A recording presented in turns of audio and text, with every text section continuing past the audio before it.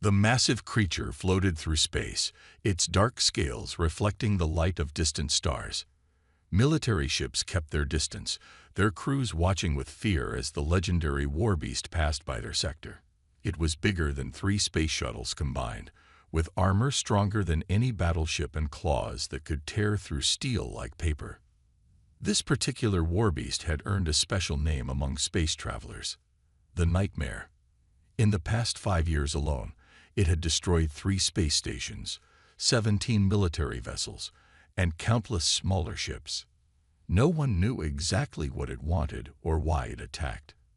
The only thing everyone knew was that it couldn't be stopped. Another failed attempt to contain the beast, announced Admiral Rose to the Galactic Council. She stood in the center of the Grand Meeting Hall, surrounded by representatives from 100 different alien species. Our most advanced warships couldn't even get close enough to use their weapons. The council members whispered among themselves. They had never faced such a difficult problem before. The Warbeasts were not natural creatures. They were living weapons created by an ancient civilization that had disappeared thousands of years ago. These beings were meant to be controlled, to serve as guardians and protectors, but no one had ever figured out how. "The Blue Star Empire tried using mind control devices," said one council member, his antenna twitching nervously. "Their best scientists worked for years on the project. The Warbeast destroyed their research station in less than an hour. The Crystal Hive attempted to trap one in an energy field," added another. "They used enough power to run a small planet. The beast broke free in minutes." Admiral Rose nodded grimly. "And let's not forget the attempt by the Ancient Order. Their warriors trained for decades in the art of beast mastery. 20 of their finest masters approached a Warbeast together." She paused, looking down at her notes. None of them survived. The Nightmare had proven to be the most dangerous of all Warbeasts. It seemed to actively seek out populated areas, though it would sometimes ignore smaller settlements. Its attacks followed no pattern that anyone could understand. The beast would suddenly appear near a space station or colony, cause massive destruction, and then disappear into the depths of space. "There is something else," Admiral Rose continued. "Our deep space sensors have detected changes in its behavior. The Nightmare has begun moving with purpose, following a specific path through the galaxy." She pressed a button, and a holographic map appeared above the council table. A red line showed the beast's trajectory. The council members leaned forward, studying the path. One of them, an elder with silvery skin, suddenly stood up. "That course. It leads directly to the outer colonies. There's a newly established settlement in that sector." "Yes," Admiral Rose confirmed. "A human colony world called New Haven. Population approximately 5,000. They're mostly researchers, farmers, and their families." She looked around the room, her expression serious. "The Warbeast will reach their system in less than a month." The council chamber erupted in worried discussions. Humans were among the newest members of the galactic community. They were still considered primitive by many species, with relatively basic space technology and limited defensive capabilities. "We cannot allow another massacre," declared the council leader, rising from his seat. "This time, we must stop the beast before it reaches its target. I hereby authorize the use of any means necessary. If we cannot control it, then we must destroy it." As the council members voted unanimously to approve this decision, none of them could have imagined that the solution to their problem was already waiting on that small human colony, and it would come from the most unexpected source. A small boy who knew nothing about the terror of the Warbeasts or their infamous reputation. The Nightmare continued its journey through space, moving steadily toward New Haven, while behind it, the greatest fleet ever assembled began to gather. The stage was set for either humanity's greatest tragedy or its most surprising triumph. Life on New Haven was different from Earth in many small ways. The sky had a slight purple tint, the grass was bluer than green, and the days were a bit longer. But for 6-year-old Tom, who had never seen Earth, this was simply home.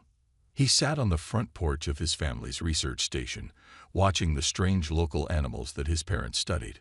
His favorite was a six-legged creature that looked like a mix between a deer and a rabbit. Tom called them hoppers, and they often came close to the house early in the morning. "Tom, breakfast is ready," his mother called from inside.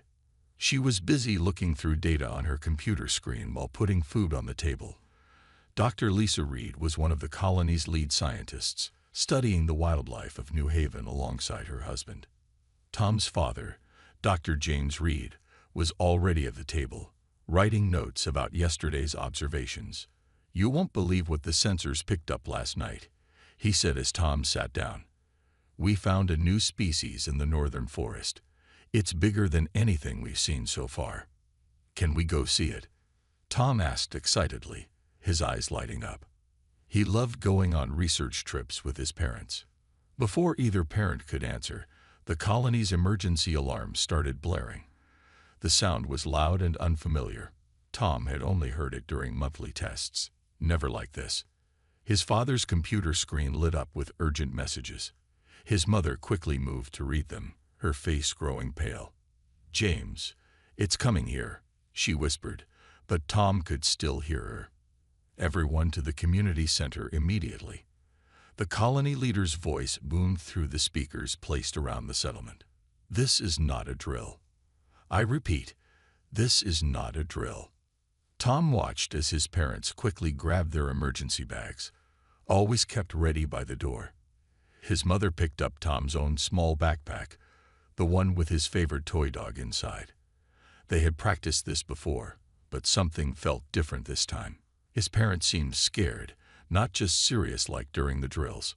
At the community center, almost all 5,000 colonists gathered in the main hall. Tom saw his friend Mike from school, but before he could wave, the colony leader stepped onto the stage. "We have received word from the Galactic Council," the leader announced, his voice steady but grave. "A Class X threat is approaching our system. For those unfamiliar with the classification, this is a Warbeast, one of the most dangerous creatures known to exist." Gasps filled the room. Tom didn't understand why everyone was so afraid.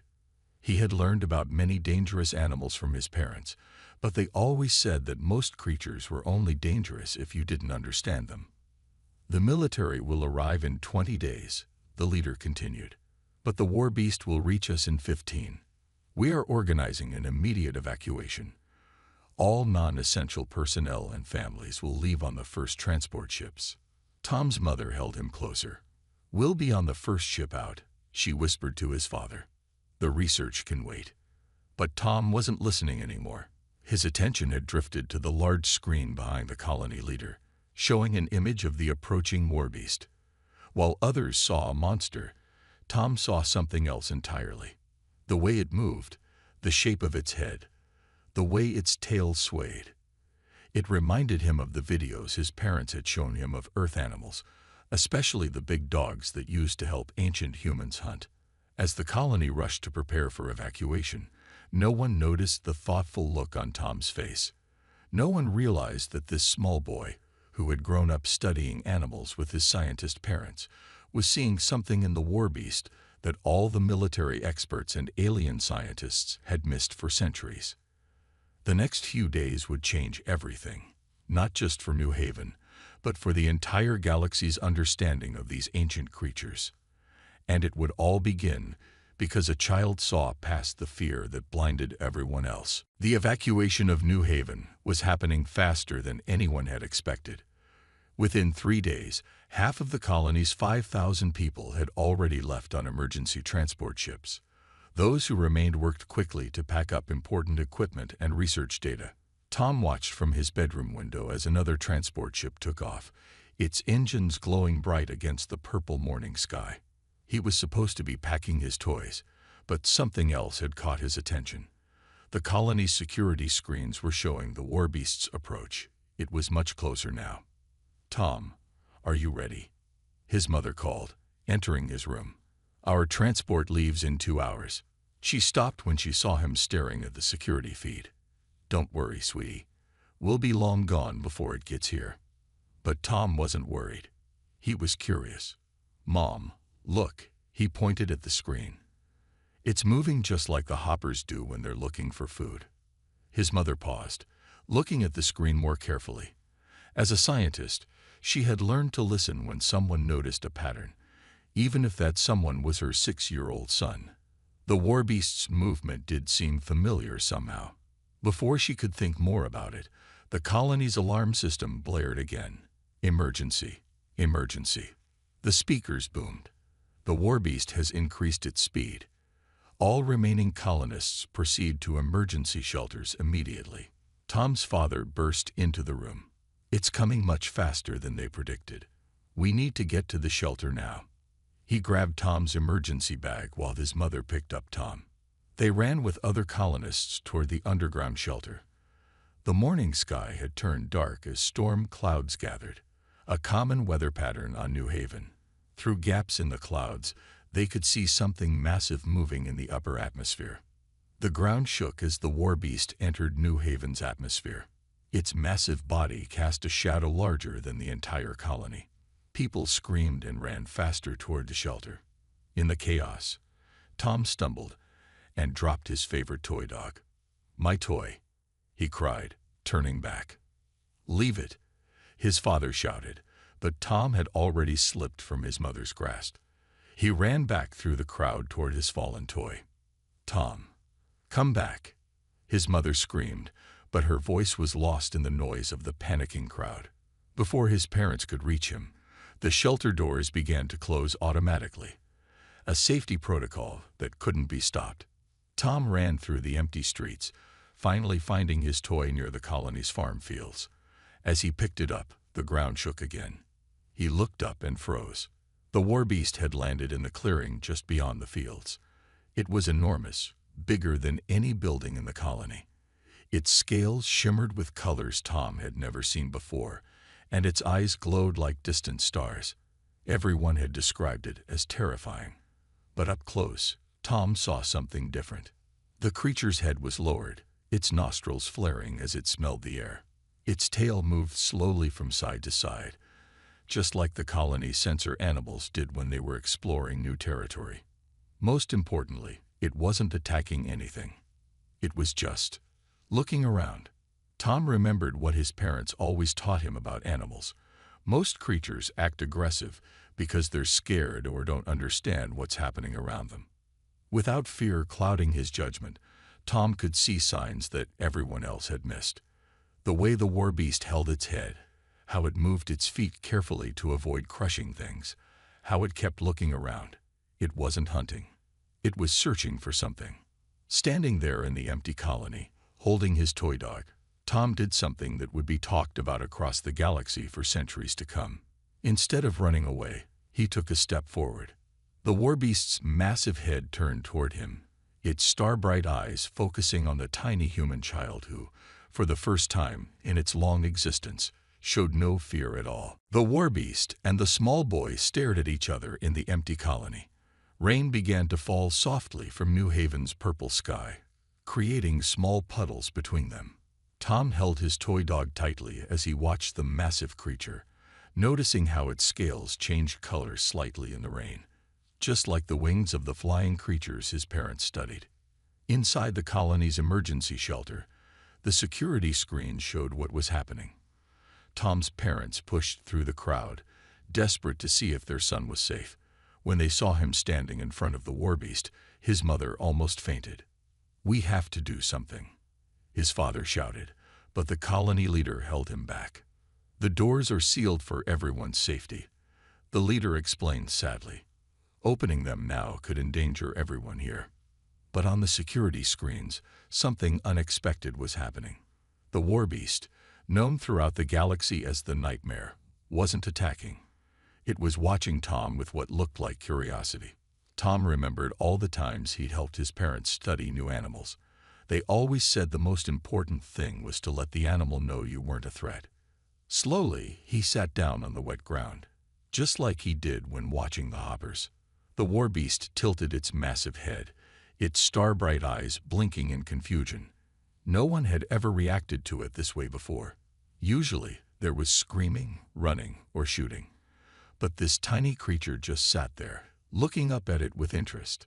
"Hi," Tom said softly, the way he greeted new animals. "I'm Tom." He held up his toy dog. "This is Buddy. He's not real, but he looks like the dogs that lived on Earth. My parents showed me videos of them." The Warbeast lowered its head closer to the ground, bringing it down to about 10 feet above Tom. Its nostrils flared, smelling both the boy and the toy. In the shelter, everyone watched in amazement.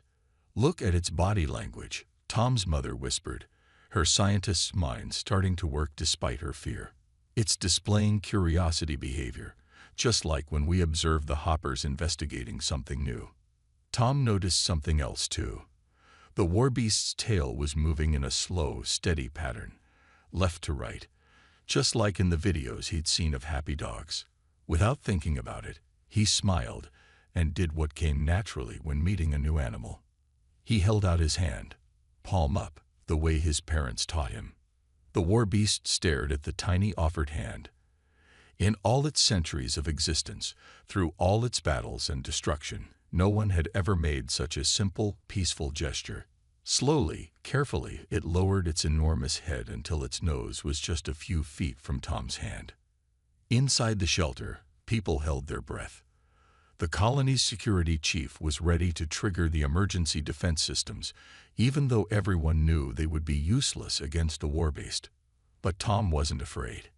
He could see what the grown-ups couldn't. The Warbeast's eyes weren't angry or scary. They looked lonely. "It's okay," he said softly. "I won't hurt you." The Warbeast made a sound then, not the terrifying roar that had destroyed space stations, but a low, rumbling purr that reminded Tom of the big cats he'd seen in Earth videos. Its head came down those last few feet, and very gently, it touched its nose to Tom's small hand. The touch lasted only a moment, but it changed everything. In that simple contact between a small human hand and an ancient living weapon, centuries of fear and violence began to melt away. Tom smiled wider and did something that would become legendary across the galaxy. Still sitting in the rain, still holding his toy dog, he looked up at the mighty Warbeast and said the words that would change history. "Can you sit?" The entire colony held its breath as they watched the security screens. No one could believe what they had just heard. A small boy asking the galaxy's most feared creature to sit. Some people thought they had misheard. Others wondered if they were dreaming. But what happened next made everyone question everything they thought they knew about Warbeasts. The massive creature tilted its head, looking at Tom with those star-bright eyes. For a moment, nothing happened. Then, slowly and carefully, the Warbeast began to lower its body. Its huge legs folded beneath it, and its tail curled around its side. Within seconds, the most dangerous being in known space was sitting quietly in the rain, looking down at a 6-year-old boy. "Good boy," Tom said happily, just like he'd seen people do with dogs in the old Earth videos.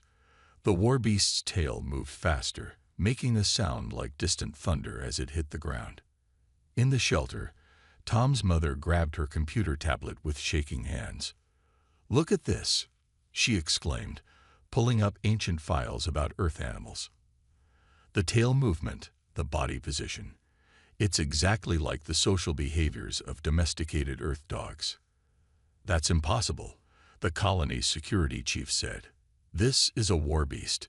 It's destroyed entire space stations. It can't be domesticated." But Tom wasn't done. Still sitting in the rain, he reached into his pocket and pulled out a snack, a protein bar he'd saved from breakfast. He unwrapped it and broke off a small piece. "Would you like a treat?" he asked, holding up the piece of food. "You have to be gentle, okay?" The adults in the shelter nearly had heart attacks as they watched the Warbeast slowly lower its massive head. Its mouth, filled with teeth larger than human arms, opened slightly. With more care than anyone thought possible from such a huge creature, it took the tiny piece of food from Tom's hand. "The ancient records," one of the colony's historians spoke up, his voice filled with wonder. We always thought the warbeasts were weapons, but what if we were wrong? What if they were meant to be companions? Tom's father nodded slowly. Think about it. Why would an advanced civilization create living weapons that couldn't be controlled? But if they were meant to be companions, like Earth's dogs, then they've been acting aggressively because everyone's been treating them like weapons. Tom's mother finished. They've been scared and defensive, not naturally violent. Outside, Tom had stood up and was patting the warbeast's nose. "You're a good boy," he said softly. "You've been all alone, haven't you? That's why you keep looking for people. You're trying to find friends." The warbeast made that purring sound again, softer this time. Its eyes, which had terrified countless space travelers, were now gentle and calm. The colony leader watched all this in amazement. He pressed a button on his communicator, connecting to the Galactic Council's emergency channel. "This is New Haven Colony," he said, his voice still shaking slightly. "Cancel the military response. I repeat, cancel the military response. We've made first peaceful contact with a warbeast, and you're not going to believe how we did it." As the rain began to ease, more people gathered at the shelter's viewing windows. They watched as Tom taught the warbeast another command: "Lay down." The mighty creature followed the simple instruction, carefully stretching out on the wet ground, looking for all the world like an oversized, scaly dog. Everything we thought we knew about them was wrong, the colony's head scientist said, shaking his head in wonder. All our advanced technology, all our military might, and in the end, it took a child's kindness to show us the truth. The news was already spreading across the galaxy. A human child had done what no one else could. He had discovered the true nature of the warbeasts, not through force or technology, but through something much more powerful, simple, innocent kindness. News traveled faster than light across the galaxy. Within days, every planet, space station, and colony had seen the recordings from New Haven. The images of a small human boy sitting with the feared nightmare, teaching it commands like a pet, changed everything people thought they knew about warbeasts. The Galactic Council called an emergency meeting. This time, instead of military officers, they invited Tom and his parents to speak. Tom sat in the huge council chamber. The warbeast, which he had named Star because of its glowing eyes, curled up behind his chair like an enormous guard dog. "The boy has done more than tame one warbeast," Admiral Rose announced to the council. "He's given us a new way to understand all of them." Tom's mother stepped forward, showing her research on the main screen. "We've confirmed that warbeasts share many behaviors with Earth's domesticated animals, especially dogs. They're not weapons. They're companion creatures, designed to bond with and protect those they trust." The council members watched in amazement as Tom demonstrated more commands. Star responded perfectly to stay, come, and even roll over, though the last one made the whole chamber shake a bit. "But why do they attack our ships and stations?" one council member asked. Tom's father explained. "Imagine you're a friendly dog, but everyone who sees you screams and shoots at you. Eventually, you'd start defending yourself.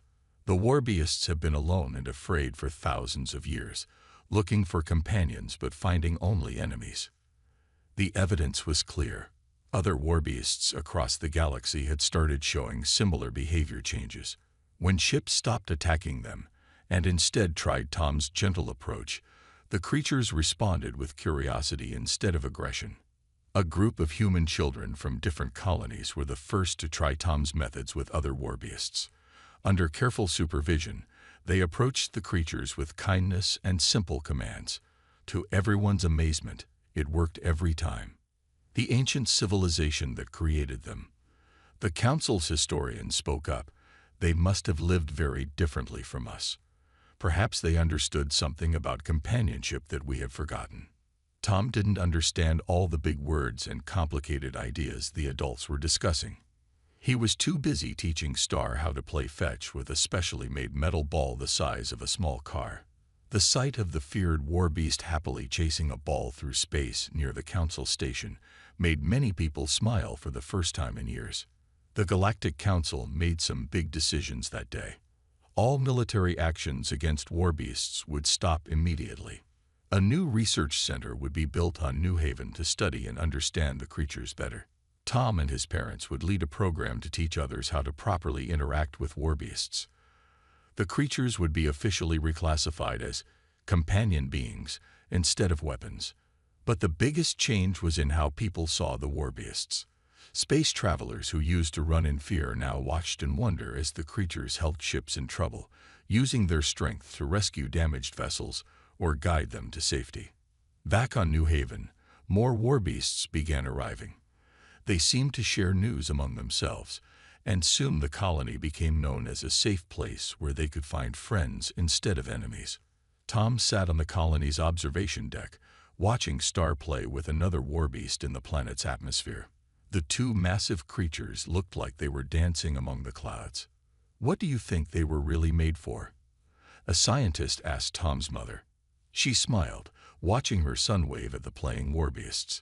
"Maybe they were made to remind us of something important, that sometimes the greatest power isn't in weapons or technology, but in being kind enough to see past our fears and make a friend." 10 years had passed since the day a small boy asked a warbeast to sit. Tom was now 16, and New Haven had changed beyond recognition. What was once a small research colony had become the galaxy's premier center for warbeast studies and training. The morning sun cast a purple glow over the massive training fields where Star, the first befriended warbeast, watched over a group of younger ones. They were learning from human trainers, mostly children and teenagers who had followed in Tom's footsteps. "Remember," Tom told a group of new students, "they're not pets, and they're not weapons. They're friends who choose to help us." He stood tall now, but still carried the same toy dog in his pocket that he'd had on that rainy day 10 years ago. Star lifted its massive head, watching as a new warbeast arrived in the atmosphere. This happened almost every week now. Word had spread through their kind that New Haven was a place of safety and friendship. The new arrival landed carefully in the designated area, its movements cautious but curious. A young girl named Mary stepped forward from the training group. She was 8 years old and had been preparing for this moment for months. Tom walked beside her, ready to help if needed, but he knew she probably wouldn't need his assistance. "Hi there," Mary said to the new warbeast, holding out her hand just like Tom had taught her. "Welcome to New Haven." The new warbeast, like all the others before it, recognized the gesture of friendship. Within minutes, it was sitting calmly while Mary talked to it softly. "They never get tired of watching this," Tom's mother said, standing with his father at the observation post. They had both become leaders in the field of warbeast research, but they always said their son remained the best teacher. The changes hadn't just affected New Haven. Across the galaxy, warbeasts had become known as protectors rather than destroyers. They helped guard space lanes from pirates, rescued ships in distress, and even assisted in building new space stations. Their strength, once feared, was now appreciated as a gift. Star, who still followed Tom everywhere, had become something of a legend. The creature once known as the Nightmare was now famous for teaching younger warbeasts how to be gentle with humans. It had even learned to write simple messages by arranging large metal blocks, though its favorite word to spell out was still treat. That afternoon, Tom sat with Star on their favorite hill overlooking the colony. The massive creature had barely aged in 10 years, and scientists thought warbeasts might live for thousands of years. Other warbeasts flew overhead, playing complex games with their human friends that involved catching and throwing special giant balls between the ground and the upper atmosphere. "You know what, Star?" Tom said, patting the creature's nose. "Mom says that sometimes the best discoveries happen when we stop being afraid long enough to see what's really there." Star made a gentle rumbling sound that Tom had long ago learned meant agreement. The warbeast's star-bright eyes looked at the toy dog that Tom still carried, the same one from that first rainy day. They had both come a long way from that moment. A small alarm beeped on Tom's communicator. "Time for the afternoon training session," he said, standing up. want to help teach the new kids. Stars stood up eagerly, careful as always not to move too quickly. Together, they headed back to the training fields where new students waited to learn the simple truth that had changed the galaxy. Sometimes the strongest connection comes not from force or technology, but from a moment of simple kindness between two very different beings. As they walked, Tom smiled at the thought that somewhere out there, the ancient civilization that created the Warbeasts must be very happy. Their companions had finally found their way home, not to their original masters, but to new friends who had learned to see them with the innocent eyes of a child. Behind them, the setting sun turned New Haven's sky to deep purple, while above, Warbeasts and humans played together among the stars. The galaxy had changed, all because a little boy had been brave enough to be kind.